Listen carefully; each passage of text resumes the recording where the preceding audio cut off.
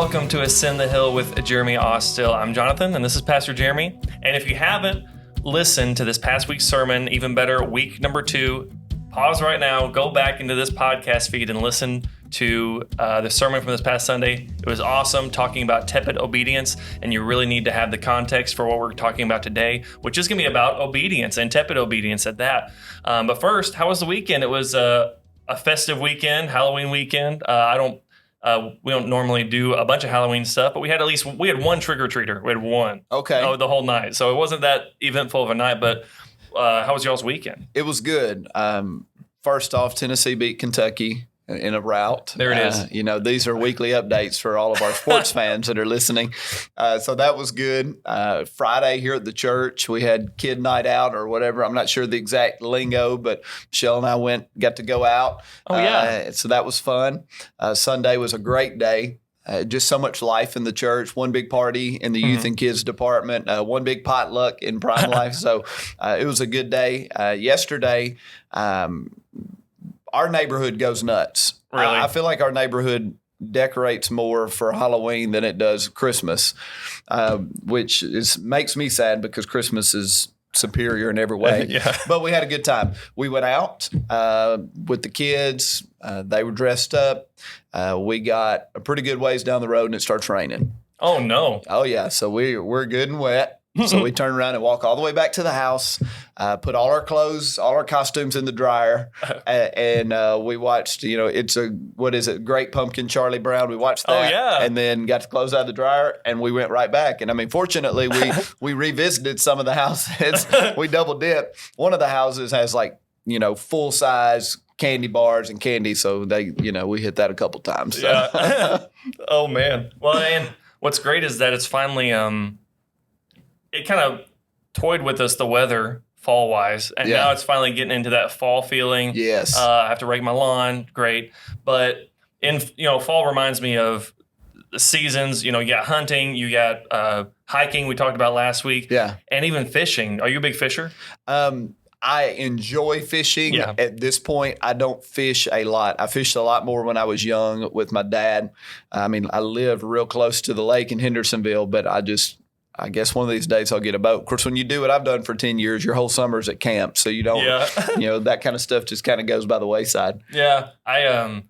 Little side note, I don't fish that often. And the first fish that I remember catching was actually this past summer. My whole life, the first fish I believe that I caught was this past summer. Yeah, I'm almost 30. Yeah. Almost 30 years I've gone without catching a fish that I remember. If I caught one when I was little, I don't remember. My family will tell me if I'm wrong. But yeah, first fish. And it was it was a little one. No fish stories here. It wasn't this big. It was definitely 3 inches long. But okay.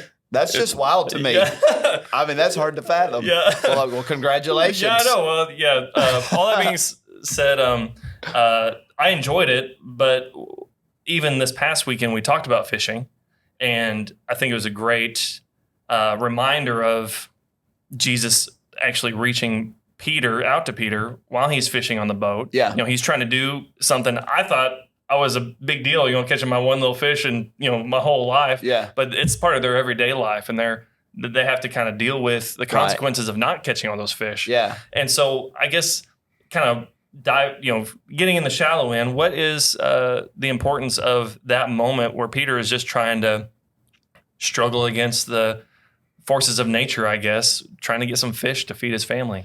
Yeah, it's for those that haven't listened to the message, again, go back and listen, as Jonathan said. But in that text, it's very clear that Peter and his companions had fished all night, and they were completely unsuccessful. They didn't have anything to show for their work.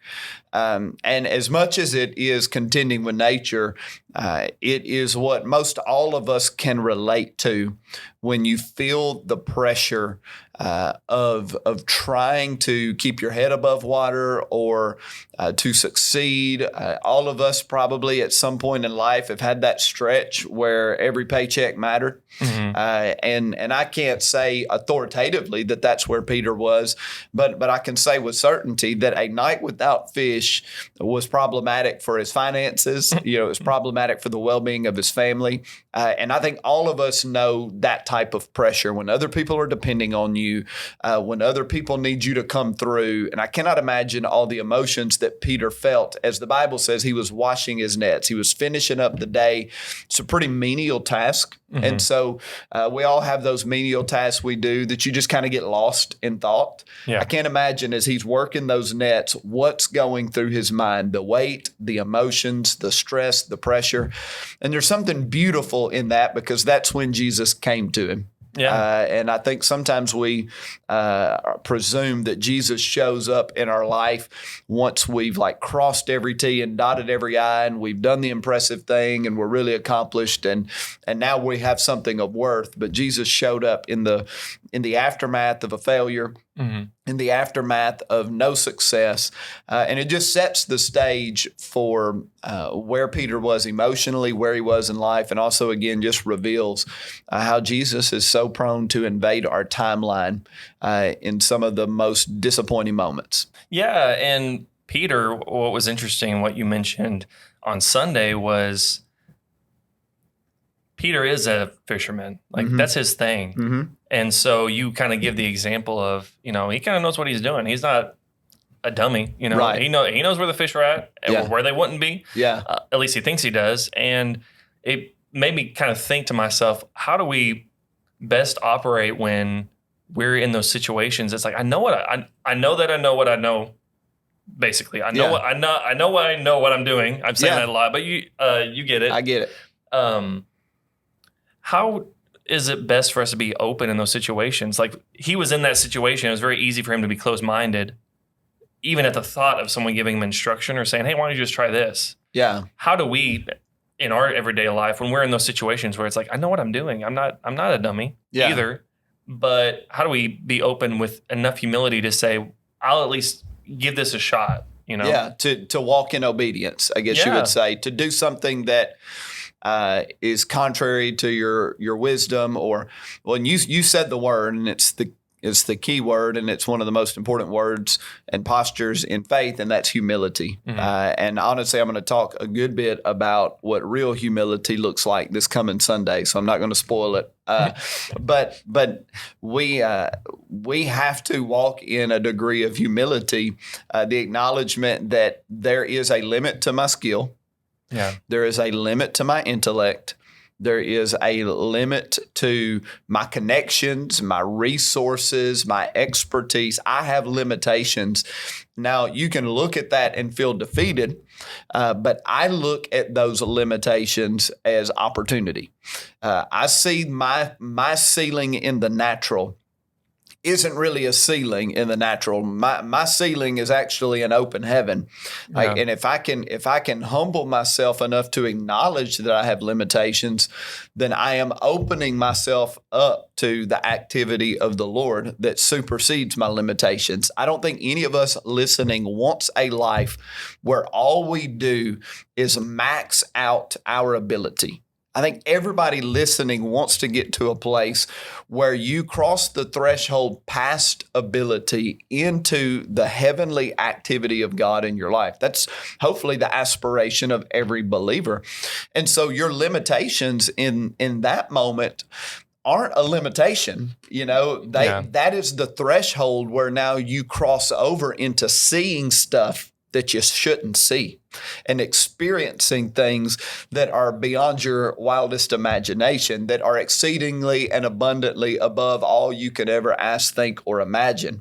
Your limitations, your lid, your capacity is that threshold. And so a lot of us, we feel defeated, or we feel demoralized, or we feel diminished because our capacity, maybe doesn't compare to other people's capacity, or it's not what we hoped it would be. Mm-hmm. Instead of saying, no, that capacity is the point of like cross over into another realm where God now gets the glory because of what he does through my life. Yeah. In Christianese, I guess you would say, sometimes they use the word pressing in or pray. Yeah. So would that be kind of the fair way of saying when we get to that limit, that's the time to kind of dig in, to press in? Yeah, or to let go. I don't know. Either terminology, it all kind of means the same. Where you you press in with faith. You don't back up. You don't feel defeated. You lean in with faith. At the same time, you let go in the sense that I am now at the point where it has to be the Lord. Yeah. And I can't control everything anymore. And so I'm going to let it go and let it be in his hands. And so I feel like there are a lot of people, in part because we compare and contrast ourselves with other people, with their accomplishments, with what they've attained or what they're capable of. And a lot of people walk around feeling pretty diminished because they see their limits. Yeah. And I just, would offer the encouragement. Jesus proves in this moment, all right, Peter has exhausted his capability, right? Yeah. But in exhausting his capability, he has now been positioned to see a miracle. And so if you feel like you have reached your limit, then that is not the time to hang your head in defeat. That is the time to look up and open your eyes, because it's possible the Lord's whispering something to your heart, or he's working on something that is going to be beyond what you can do with your own hands. Yeah, and the phrase comes in right at this moment as we're talking, but if you say so. It's kind of at that moment of exhaustion, and you mentioned it on Sunday, and the phrase was, but if you say so, because it's what Peter says in the boat. And there is something powerful about that phrase of recognition in that moment, I guess. Yeah. And I know that, from my perspective, it can be difficult, as you're saying, to not operate with a little bit of feeling of condemnation sometimes. If you're going through, you're trying to be obedient, but you carry these doubts with you. Yeah. And it's like, well, I've tried, and I'm at that point. Lord, I'll do what you need me to do. I'll be obedient. But even that doubt that is coupled with that obedience, I think sometimes for people there is that sense of, you still have that lingering feeling of condemnation, even when you're trying to be obedient, because it's like, well, you were halfway right, you know, that kind of feeling. Yeah. Well, and that's, if you listen to the message, that's kind of the crux of the message. But if you say so line should be liberating to us, because Jesus does a miracle on, but if you say so. Like, I'll do this even though logically I have a reason to protest it. I'll do this even though I'm hesitant. I'll do this even though I'm unsure. I'm going to obey anyway. And, when you talk about condemnation, shame, those tactics are straight from the enemy's playbook. And they're an attempt to put a pause on you, or to put a halt on you from crossing over into obedience. Because there's this idea that the only way obedience works is if you cross the finish line of obedience, like a gold medal Olympic champion. But I tend to believe that when you cross the line of obedience, what matters is that you cross the line of obedience, even if you are a marred and mangled, beat up mess that finished last in the race, but you got there. But if you say so, I'm working through a whole lot, Lord, to obey. And then again, I reference the message again, and I hope I made it clear. This is the goodness of God. This is the goodness of Jesus, that he can work, with the mustard seed of faith. He doesn't need it to be perfect. He just needs you to fight for that obedience. And there is some resignation in Peter's voice, but if you say so, there's some give up in a good way. Yeah. There's surrender in a good way of, I don't get it, but I'll surrender my logic. Yeah. I'll surrender my uncertainty. I'll just surrender it to you and just do it anyway. Yeah, and it actually reminds me, that phrasing specifically reminds me of a story from the Old Testament with Shadrach, Meshach, and Abednego. And if you don't know the story, I don't want to hash it out right here, but basically they're put on the line, and if they don't bow down to an idol that's not God, they're going to be thrown in the fire. Yes. And they say the phrase, but even if we believe that the Lord's going to deliver us from this situation. But even if he doesn't, we're not going to do anything. Right. Or we're not going to give in. I would feel like that's kind of the same heart of faith that we're talking about here. Yes, a different side to the coin, because I don't feel like Peter was filled with resolve. Right. He wasn't resolute. He was resigned. You know, it was a bit of a, okay, I need help. On the other side, there was this martyrdom determination that, like, we will not compromise ourselves no matter what. If we die, we die. But there was that admittance or acknowledgement that we don't have a guarantee of how this is going to turn out, but we are going to do the right thing anyway. And that's a whole nother level of obedience, where sometimes you do obey and you do not have a guarantee that it's going to go exactly the way you want it to go. But you're always right choosing obedience, and ultimately, I call them Hananiah, Mishael, and Azariah, because that's their Hebrew name. Oh, yeah. The other names are their captive names, their captivity names. But they were, their obedience was the acknowledgement that when I stand before the Lord and he honors me for my obedience, that is a greater reward than living through the fire. Like that is the most important reward. And in obedience, to be an obedient person, to walk in full obedience, that ultimately has to be the greatest reward to us. Yeah. And I'm on journey. Like, I'm wanting to get there. Yeah. To where I'm going to obey, and I don't need it to turn out a certain way on earth. I'm going to obey because I'm going to stand before the Lord one day, and my great reward is going to be well done. Yeah. And that is a greater reward than any dividend I get from obedience in the earth. And so that's those three Hebrew young men. I feel like that's what they're, even if we die, that's what they were saying there is there's a greater reward. Whereas Peter was, I've exhausted myself. I can't even really muster up a whole lot of faith, but I'll do what you say. Yeah. And if we're in those spots, is there a little bit of confidence or assuredness that even if we're not the resolute as a Meshach, Shadrach, Meshach, whatever, I forgot their names. In 2 minutes, I forgot their name. But is there at least a little confidence that when we do say the words, but if you say so, even if we don't understand, or even if it is that we're on the line of, I don't want to do this, but if you say so, I'm going to do it. Is there still that same level of confidence we can have that when we follow through with that, but if you say so, that on the back end, when we do stand before God, it would be somewhat similar of a response, you think? I believe so. I believe, I can't speak with full authority, right, yeah. But I believe, because you have people in Scripture like Moses who protested God's decision for him to be the chosen deliverer. Yeah. I can't talk. I'm not good enough.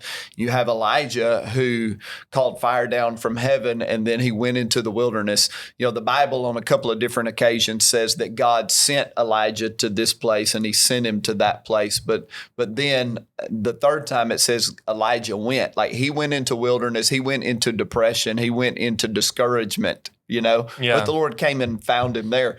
Well, that doesn't erase what God did in his life, or doesn't erase or diminish that from there Elijah got up and went and did everything the Lord told him to do.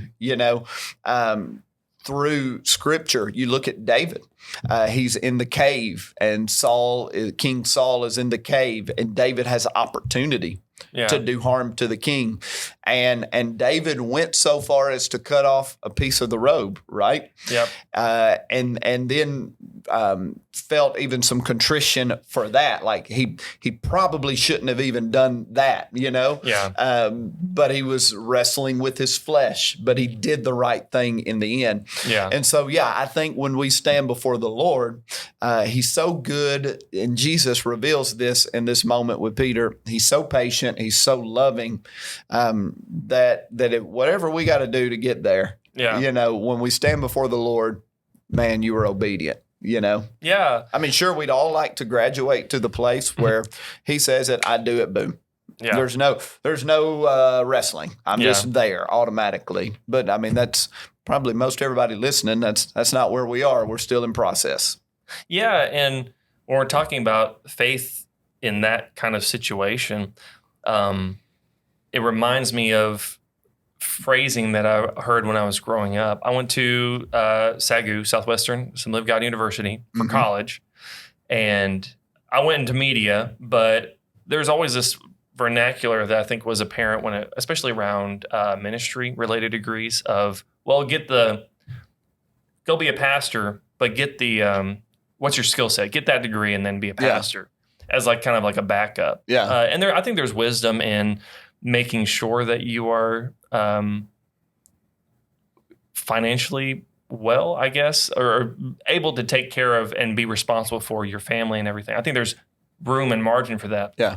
But when we're talking about faith, when I heard that, I think sometimes in my head, and I think this is true, not just because I went to Bible school, but in any vocation that you're going into, I'm passionate about this, or I believe the Lord has called me to this, but people are telling me to have a backup plan or have a plan B. Yeah. In this situation where we're learning the importance of faith and obedience with Peter, is there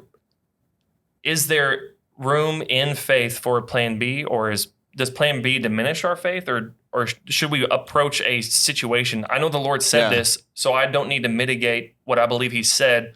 And I think sometimes we do it. Maybe the Lord's going to fail me. Okay. Yeah. And so I need to have a backup plan in case you don't come through, Lord. Or maybe that's not intentional, but sometimes that can be the outcome of it. It's like, well, Lord, you didn't come through. At least I had this backup plan waiting on me. Yeah. And so where does that kind of fit in with the story of obedience and faith? That's a great question. And I want to be delicate with it because I think a lot of that is case by case.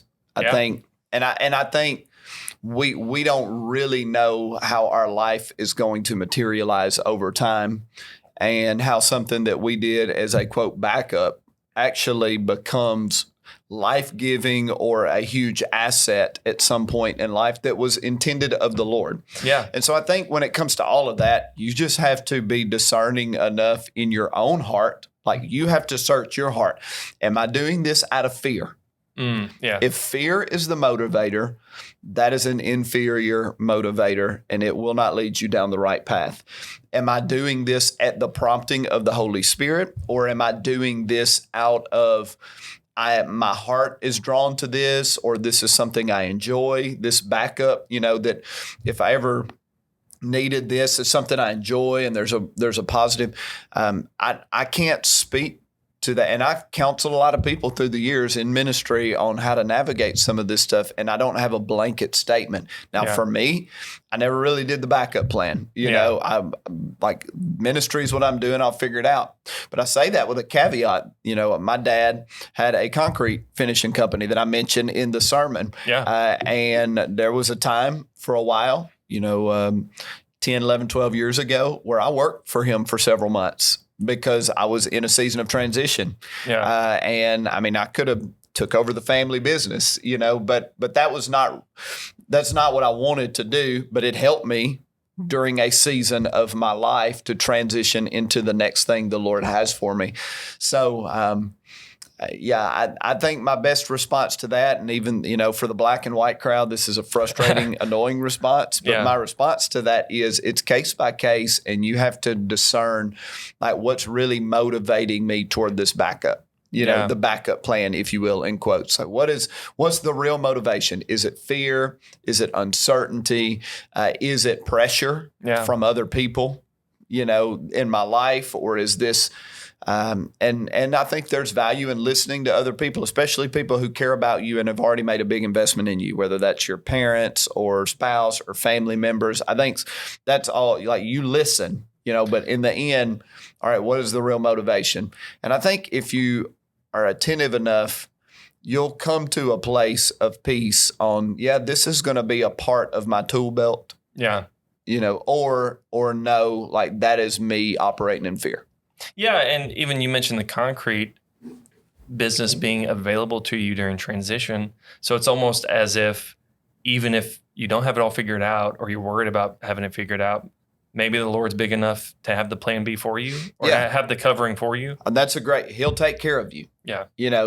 He will make sure you're okay. Unless we get into a high level of disobedience Yeah. or we aren't guarding our heart, pride, God opposes the proud. He gives grace to the humble. If we let pride run rampant in our heart, not only will there not be a plan B, there won't be a net. The rug will be pulled out from under us at times. Yeah. And so, and even that's a mercy. When the rug gets pulled out from under you, if it's because your heart was bad or you're walking in disobedience, then that's a mercy of the Lord. He's trying to draw you back to who you really are.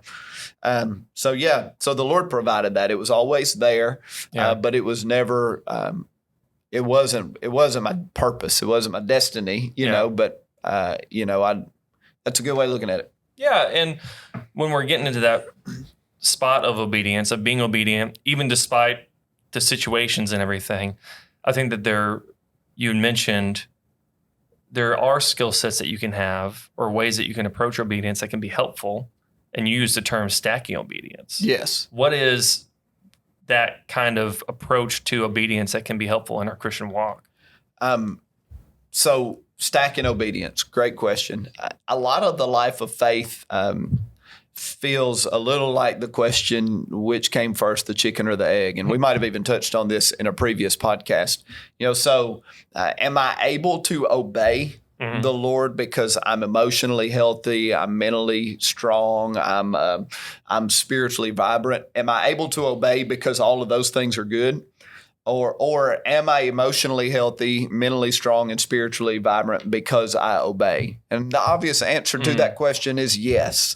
You get in a cycle. If you remember the message that I preached on the Sunday that I tried out, I talked about the circle of life. But I have found that most of the time when we are really developing and growing spiritually, emotionally, mentally, it is because somewhere along the way we made a choice of obedience that contradicted our emotions or contradicted something in our mind. Like we made a choice, and then when that happened, our emotions, our mind, our spirit began to line up with the obedience, right? Yeah. So now you are in a good flow. Like you're strengthened in your mind. Okay, it's a little easier for me to obey the next time. There's a couple of verses. I love Psalm 119. It's one of my favorite passages in the Bible because it just talks basically about the value and the importance and the benefits of being obedient to the Word and cherishing the Word of God. So Psalm 119:2 says, "Joyful are those who obey His laws." That sounds like emotional health to me, right? Yeah. Psalm 119:6 says, "Then I will not be ashamed when I compare my life with your commands." In the aftermath of being obedient, I can compare my life to your commands and I won't have shame. That sounds like emotional, mental health again, right? Yeah. Psalm 119:45 says, "I will walk in freedom, for I've devoted myself to your commandments." Out of obedience to your commands, I'm living in freedom, like spiritual strength, spiritual vitality. And so when we obey, we are adding life to ourselves. And so some of you have probably read my book, Let Your Heart Go Free. And there's a chapter in there about the beach ball. And man, I talk about this stuff so much. If we've talked about it on a podcast already, forgive us. But the beach ball chapter basically lays out the game that so many of us have played on the beach, where you take a beach ball and you're hitting it with one other person and you're counting how many times you can keep it in the air, right? Yeah. You're trying to get to 100. And the wind gusts and it falls and you got to pick up. And well, the way you play that game is you might be at 85, but if it hits the ground, you start back over at 1. Yeah. And so a lot of us, we look at our spiritual life like that and our obedience/disobedience and like, how many days can I string together of not doing that bad thing or doing this right thing? And so we're playing the beach ball game, and then the beach ball hits the ground. We miss a day, or we have a rough day or a rough patch, and we feel like then we've got to pick up and start counting all over again. right? Whereas with the Lord, that's not the way it works. He is above and beyond time. You know, he's not counting how many days we crossed every T and dotted every I. With the Lord, if you drop the ball on number 86, you pick it back up and it goes to number 87. He just keeps the count going, right? Yeah. And so a lot of times the biggest deterrent to obedience or simple things like a prayer life, a word life, some type of behavior pattern that we can't seem to break, one of the biggest deterrents to getting in a good pattern or a bad pattern is the feeling of defeat we experience when we don't get it right on a particular day. Yeah. And so that feeling of having to start all over again is so discouraging and so demotivating that what happens with a lot of people is then they go on a long stretch where they aren't doing the right thing or they're doing the wrong thing. And so I look at obedience a little differently. I don't look at, well, let's say it like this. Let's say you have 2 jars. Yeah. You're putting pebbles in the jars. You know, one jar is the jar for obedience. Like when I am obedient, I put a pebble in that jar. Yeah. The other jar is disobedience. I put a pebble in that jar when I disobey or when I allow inferior emotions or thoughts to keep me from obeying, right? Maybe I didn't like flat out disobey, but I didn't do the right thing because of this influence over here. So I'm putting a pebble in that now, right? A lot of us, we look at obedience as I need to obey so I don't have anything taken away from me.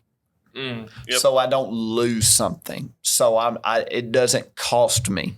And certainly that is a part of the equation. But for me mentally and emotionally and even spiritually, that didn't work real well for helping me walk in obedience, right? That became discouraging. It became because when you didn't get it right, you felt like, Lord, I've like a big chunk of me I lost it. Yeah. You know? And so I look at it differently. When I obey, I'm not just obeying to maintain status quo. Yeah. Like I'm here and every time I disobey, like I'm at a 10 and every time I'm at a disobey, I drop to a 9. No, I'm at a 10. Every time I obey, I go to an 11.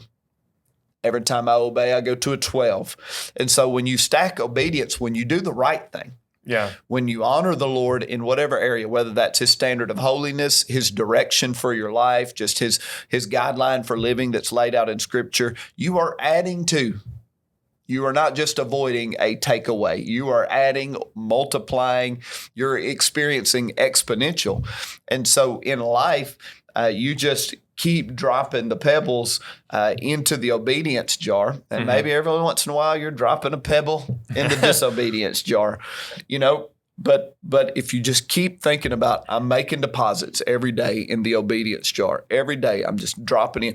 After a while, you'll notice that your hand is less and less going over to the disobedience jar. Yeah. Because obedience is becoming your pattern. Yeah. It's becoming your norm. It's becoming your way. You're in the circle of life. Your emotions, your mind, your spirit are starting to line up and be pulled along by that obedience. And it just becomes easier and more natural to drop. And then every once in a while, you'll come to a big moment. Yeah. Where it's hard to obey because it's a difficult moment. But you have so consistently dropped over here pebbles in the obedience jar that your hand automatically defaults to the obedience jar instead of the disobedience jar. Yeah.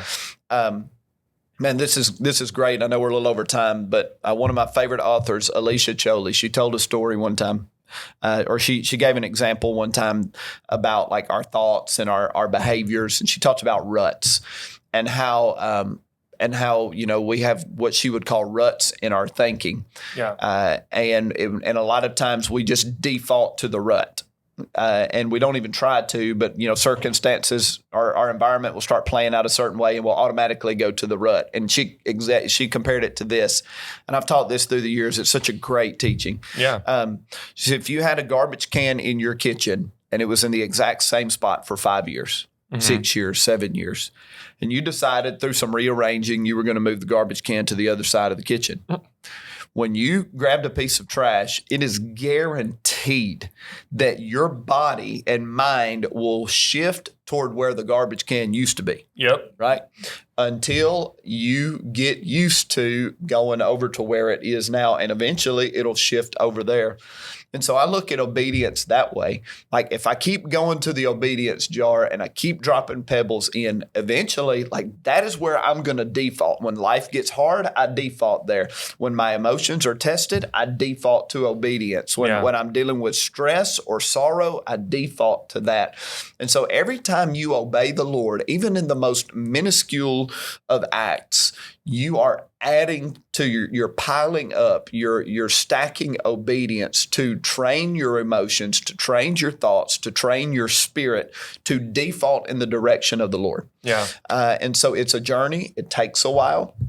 Man, when you drop a pebble in the other, pick up another pebble and drop it in the right one. Yeah. You'll repent, make it right, but then go drop a pebble in the right one and just keep stacking obedience over and over and over again. And what you'll observe over time is this disobedience jar seems absurd.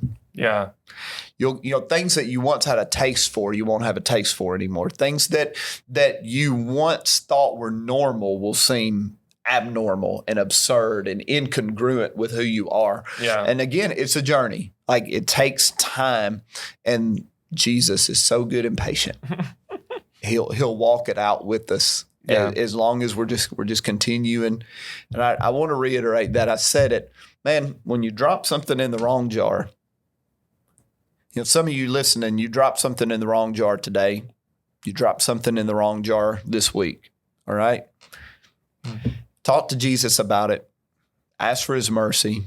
Acknowledge that you put something in the wrong jar. Right now, put something in the right jar. Yeah. And then when you get up tomorrow, do it again. And it's just amazing over time how you become a different person. Yeah. With that kind of mindset. So. Yeah. And to wrap it up, you even end your sermon talking about Jesus found Peter doing what he was supposed to be doing. Mm-hmm. He was in the spot he was supposed to be in. Yeah. And I think that's a good way to kind of talk about what you just mentioned. You say over time, the little deposits make a big impact. One day Jesus is going to need you or do something, and you've put in those deposits. And when he shows up, he found you doing what you were supposed to be doing. Yes, you're in the right, not so much the right place and the right time, I think I said in the message, but in the spot you were supposed to be. Yeah. It's not coincidence. It's that you're positioned. You positioned yourself. And I love the way we ended the message.